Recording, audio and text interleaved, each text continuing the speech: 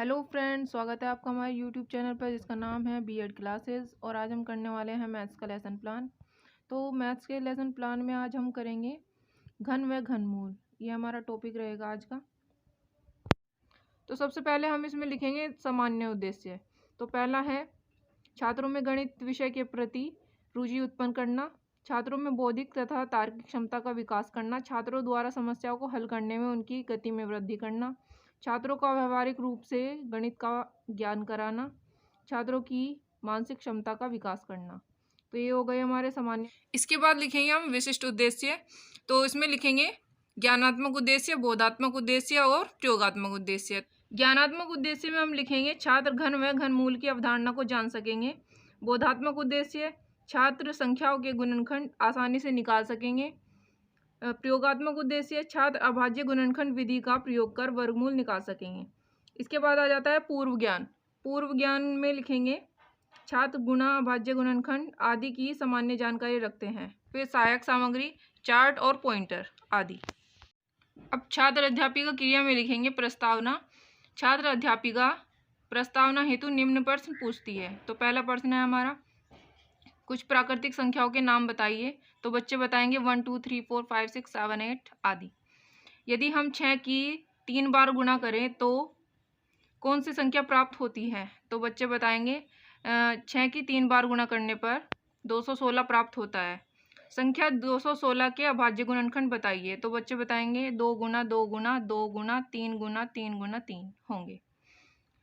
तो 2 गुना 2 गुना 2 और 3 गुना 3 गुना 3 को घात के रूप में कैसे लिखेंगे। तो बच्चे बताएंगे 2 की पावर 2 और 3 की पावर 3। 2 की पावर 2 और 3 की पावर 3 से आप क्या समझते हैं।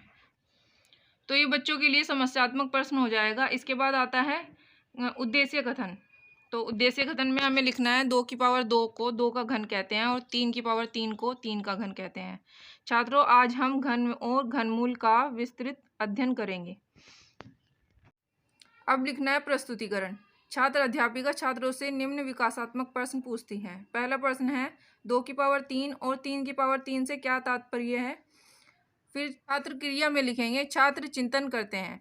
तो फिर छात्र अध्यापिका स्पष्टीकरण देगी। यदि किसी संख्या को 3 बार लेकर उनकी आपस में गुणा की जाती है तो प्राप्त संख्या को गुणा की गई संख्या का घन कहते हैं।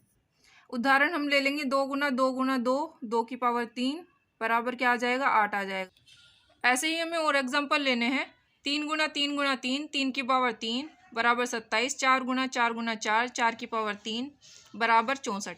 इस प्रकार हम कह सकते हैं कि 2 का घन 8, 3 का घन 27, 4 का घन 64 है। अर्थात किसी संख्या का घन उस संख्या की घात 3 होती है। आगे भी हमें लेसन प्लान ऐसे ही लिखना है। तो मैं आपको दिखा दे रही हूँ, वरना लेसन प्लान ज़्यादा लंबा हो जाएगा। तो आप इसे देख लीजिए।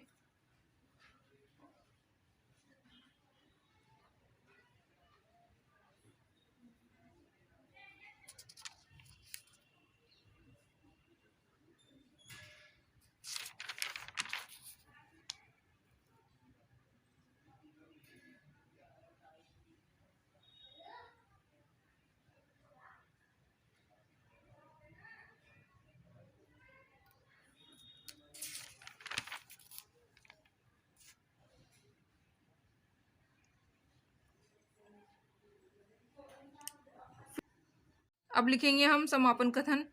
छात्रों, आज हमने घन और घनमूल निकालने की गुणनखंड विधि का अध्ययन किया। फिर पुनरावृत्ति प्रश्न। छात्र अध्यापिका छात्रों से मूल्यांकन हेतु निम्न पुनरावृत्ति प्रश्न पूछती है। तो प्रश्न हमारे यहाँ पर लिखे हैं। फिर आ जाएगा गृह कार्य।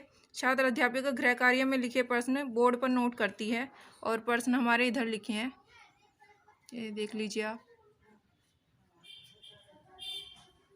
तो यहाँ पर हमारा लेसन प्लान कंप्लीट होता है। अगर वीडियो अच्छी लगी हो तो लाइक करें और शेयर करें और चैनल को सब्सक्राइब करें। Thank you.